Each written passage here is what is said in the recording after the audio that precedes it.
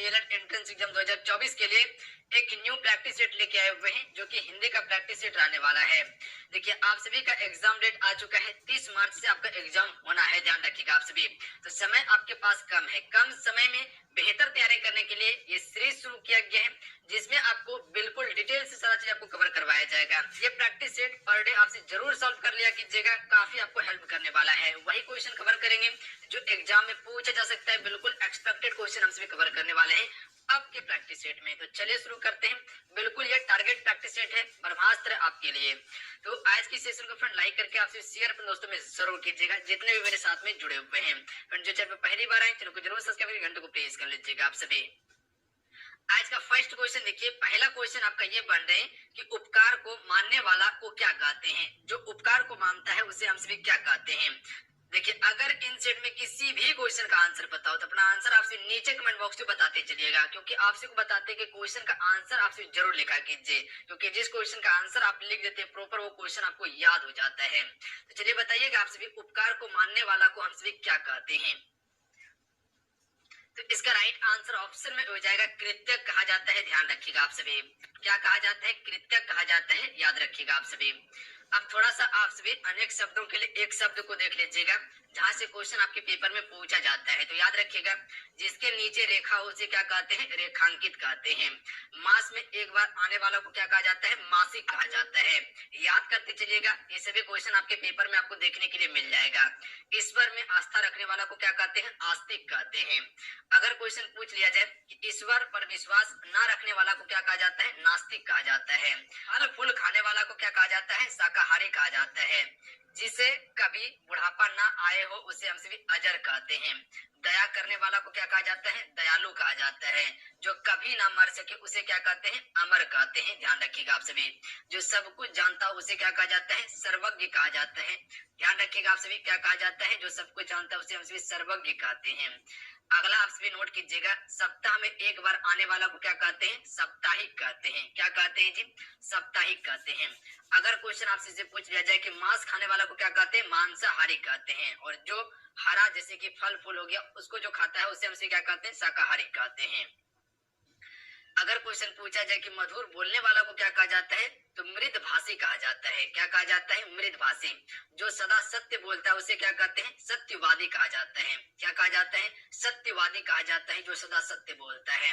अगला आपसे नोट कीजिएगा, अच्छे आचरण वाला को क्या कहते हैं, सदाचारी कहते हैं। अच्छे आचरण वाला को क्या कहते हैं, सदाचारी कहते हैं।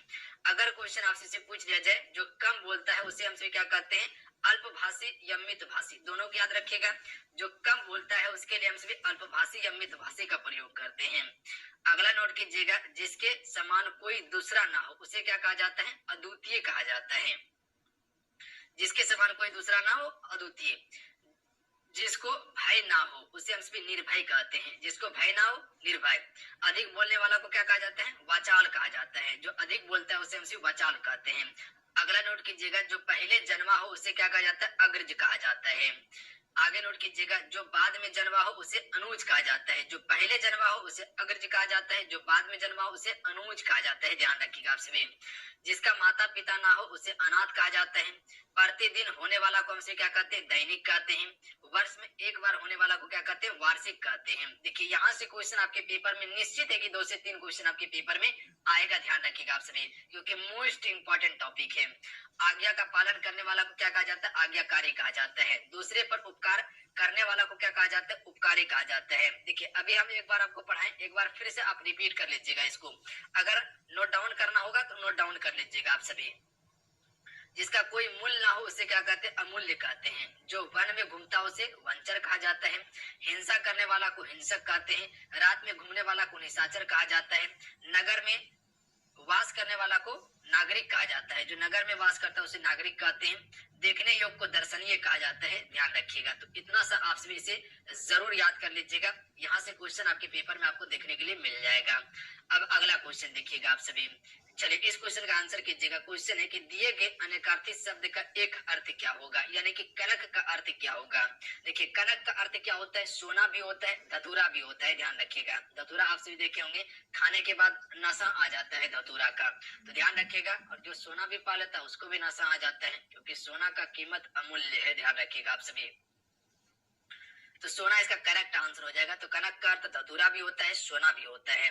तो एक क्वेश्चन पूछा जाता है कनक कनकते सुगुनी अलंकार में क्वेश्चन पूछा जाता है, तो याद रखिएगा आप सभी, उसमें आपका यमक अलंकार होता है। एक क्वेश्चन लिया गया है, वो आपको देखने के लिए मिलेगा। चलिए इस क्वेश्चन का आंसर कीजिएगा कि नीम एक बहुउपयोगी पेड़ है, वाक्य में रेखांकित शब्दों में से तत्सम रूप क्रमशः है। तत्सम शब्द क्या है बताएं आप सभी को? जो संस्कृत का शब्द था वही शब्द को उठा के डायरेक्ट हम सभी हिंदी में जो प्रयोग कर रहे थे उसे ही तत्सम शब्द कहते थे, यानी कह सकते कि जो संस्कृत वाला शब्द था उसी को तत्सम कहा जाता है, और उसका जो बदला हुआ रूप है मॉडिफाई को, उसको हम सभी क्या कहते हैं? तद्भव कहते हैं।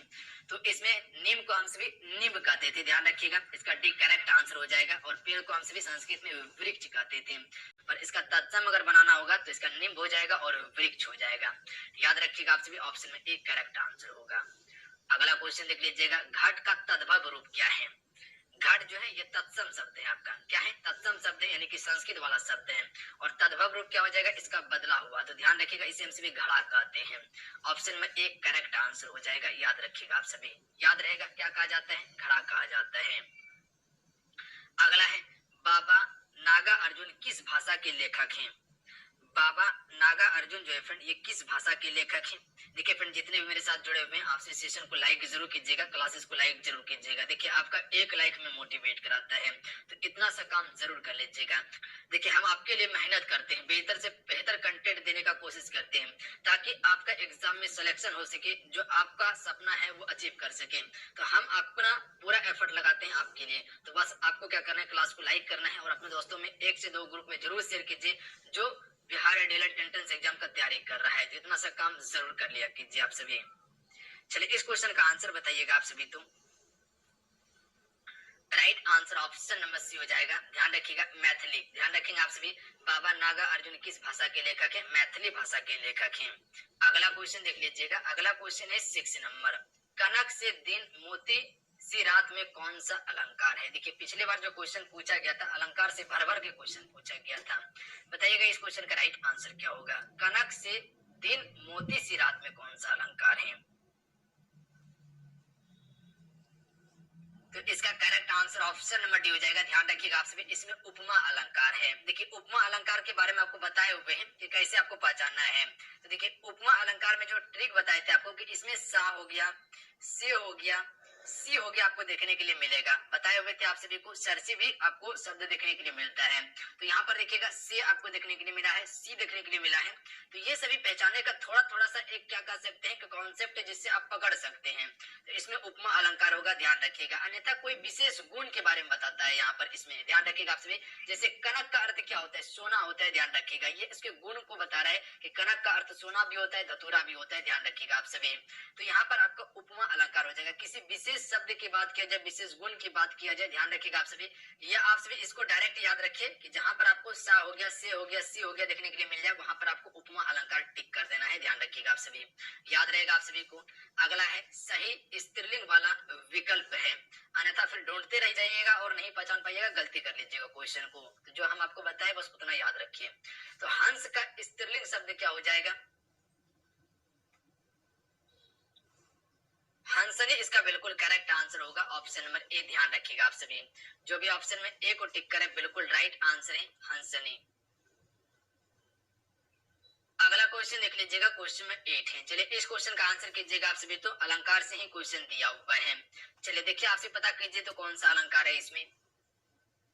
कंकन किंकिन नुपुर धुनि सुने कहत लखन सन राम हृदय गुनी, इसमें कौन सा अलंकार है जी?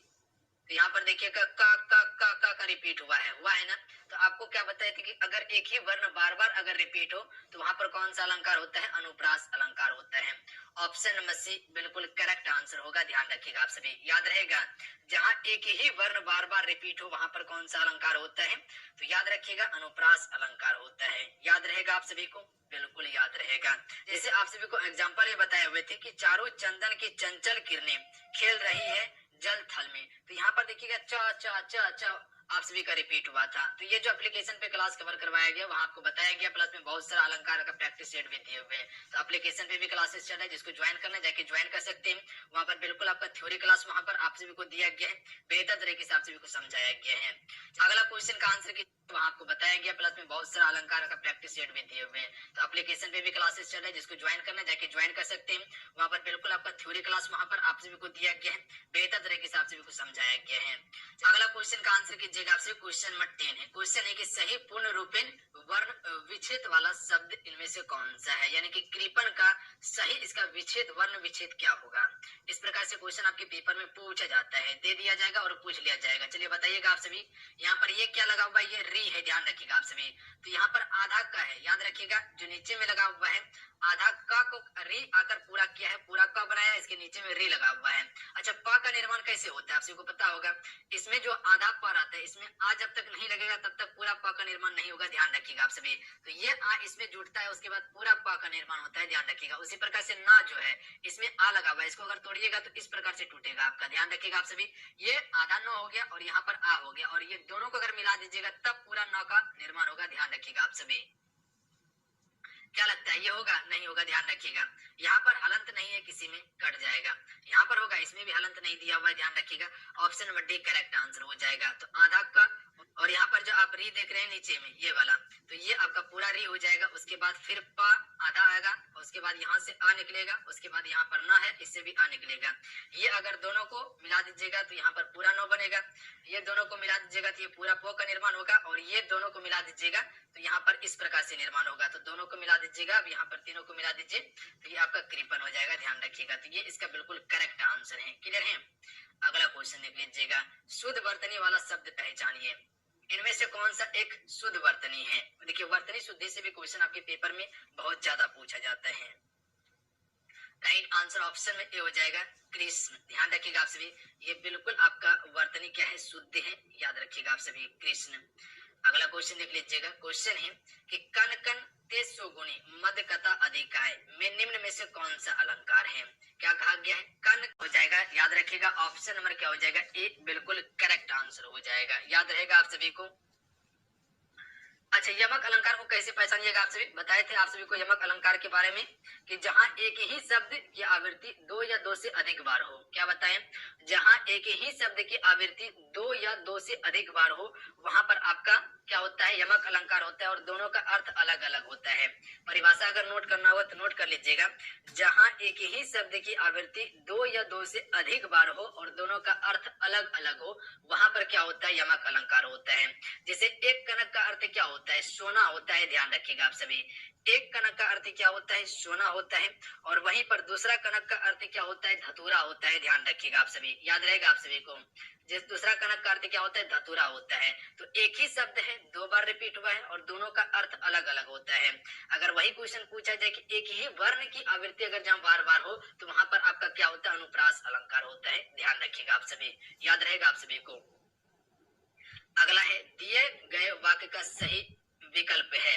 सर्वनाम का शाब्दिक अर्थ क्या होता है। सर्वनाम का शाब्दिक अर्थ क्या होता है, तो याद रखिएगा, सबका नाम को हम सभी क्या कहते हैं, सर्वनाम कहते हैं। सबका नाम को क्या कहते हैं, सर्वनाम कहते हैं, ध्यान रखिएगा। ऑप्शन में एक करेक्ट आंसर होगा। अगला है, इनमें से कौन सी गजानन माधव मुक्ति बोध के द्वारा रचित रचना नहीं है। अंधा योग, ऑप्शन में ए राइट आंसर हो जाएगा। देखिए, अंधा योग जो है ये आपका गजानन माधव मुक्ति बोध द्वारा रचित रचना नहीं है, जबकि चांद का मुंह टेढ़ा ये आपका गजानन माधव मुक्ति बोध की रचना है। भोरी भोरी खाक धूल ये भी इसी का रचना है। नए साहित्यकार का सौंदर्य शास्त्र ये भी आपका गजानन माधव मुक्ति बोध की रचना है, जबकि अंधा योग ये किसकी रचना है, ये रचना जो है आपका किसका है, तो धर्मवीर भारती का है। धर्मवीर भारती की रचना है, ध्यान रखिएगा आप सभी। अगला क्वेश्चन देख लीजिएगा, पृथ्वीराज रासोर किसकी लिखी रचना है। तो देखिए, पृथ्वीराज रासोर जो है ये चंद्रवरदाई की है। अगला है, सत्यार्थ प्रकाश उपन्यास के लेखक कौन है। तो देखिए, सत्यार्थ प्रकाश उपन्यास के लेखक जो है दयानंद सरस्वती। ऑप्शन में एक करेक्ट आंसर हो जाएगा। अगला क्वेश्चन देख लीजिएगा, चलिए इस क्वेश्चन का आंसर कीजिएगा आप सभी। हिंदी साहित्य अकादमी की ओर से हर वर्ष सलाका सम्मान पुरस्कार किस क्षेत्र में दिया जाता है। यहाँ पर नोट कीजिएगा, क्या कहा गया है, सलाका सम्मान पुरस्कार। देखिए, सम्मान पुरस्कार से भी क्वेश्चन आपके पेपर में पूछा जाता है, तो याद रखिएगा आप सभी, इंपॉर्टेंट है आपके लिए। तो भाषा संस्कृति में दिया जाता है, ध्यान रखिएगा ऑप्शन में ए। जो भी टिक करे बिल्कुल करेक्ट आंसर हो जाएगा। भाषा संस्कृति में सला का सम्मान पुरस्कार दिया जाता है। अगला है उचित अलंकार रूप का सबसे अच्छा विकल्प है रघुपति राघव राजा राम। इसमें कौन सा अलंकार है? रघुपति राघव राजा राम में कौन सा अलंकार है? तो यहाँ पता चल गया होगा आप सभी को कि एक ही वर्ण की आवृत्ति यहाँ पर बार बार हुआ है, र र र र। कौन सा अलंकार हो जाएगा? अनुप्रास अलंकार हो जाएगा, ध्यान रखिएगा आप सभी। अगला है किस काव्य में श्री कृष्ण ब्रज के रक्षक नेता के रूप में अंकित किए गए हैं? प्रिय प्रवास में किए गए, ध्यान रखिएगा आप सभी। क्या कहा गया क्वेश्चन आप सभी से कि किस काव्य में श्री कृष्ण ब्रज के रक्षक के नेता के रूप में अंकित किया गया है? प्रिय प्रवास में किया गया है। अगला क्वेश्चन का आंसर कीजिएगा। मुहावरा से क्वेश्चन है कि अंधे के आगे रोना, इसका अर्थ क्या होगा? अंधे के आगे रोना मुहावरा का अर्थ क्या हो जाएगा? Right answer option number D हो जाएगा, ध्यान रखिएगा। निर्दयी से दया की याचना करना, निर्दयी से दया की याचना करना इसका बिल्कुल करेक्ट आंसर होगा, ध्यान रखिएगा। याद रहेगा अंधे के आगे रोना का अर्थ क्या होता है?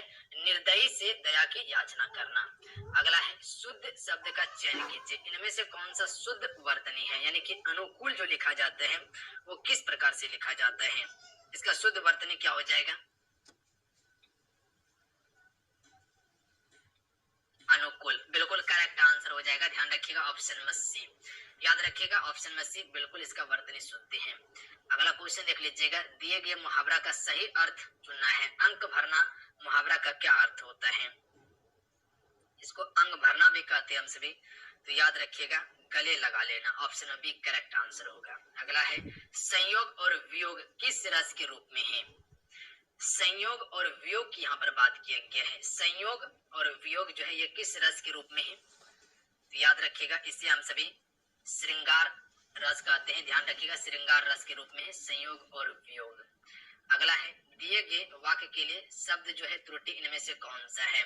परीक्षा 2 तारीख के दिन संपन्न होगी, इनमें से कौन सा भाग जो है कि त्रुटि है? परीक्षा 2 तारीख के दिन संपन्न होगी कि 2 तारीख को संपन्न होगी? तो यहाँ पर दिन के दिन ही गलत है, ध्यान रखिएगा ऑप्शन में सी करेक्ट आंसर हो जाएगा। तो यहाँ पर क्या हो जाएगा? को का उपयोग करना उचित होगा कि परीक्षा 2 तारीख को संपन्न होगी। अगला क्वेश्चन देख लीजिएगा। किस शब्द में अव्ययी भाव समास नहीं है? चलिए बताइएगा इनमें से कौन सा शब्द में अव्ययी भाव समास नहीं है?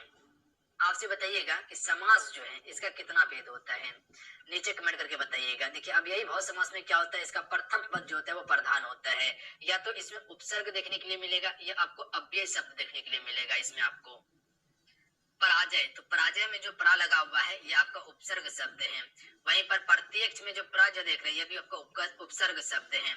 आजीवन में जो आ देख रहे हैं ये भी आपका उपसर्ग शब्द है, जबकि पंचनंद में यहाँ उपसर्ग शब्द नहीं है, ध्यान रखिएगा आप सभी, ये आपका पूर्ण शब्द है। तो ऑप्शन नंबर डी इसका करेक्ट आंसर हो जाएगा इसमें।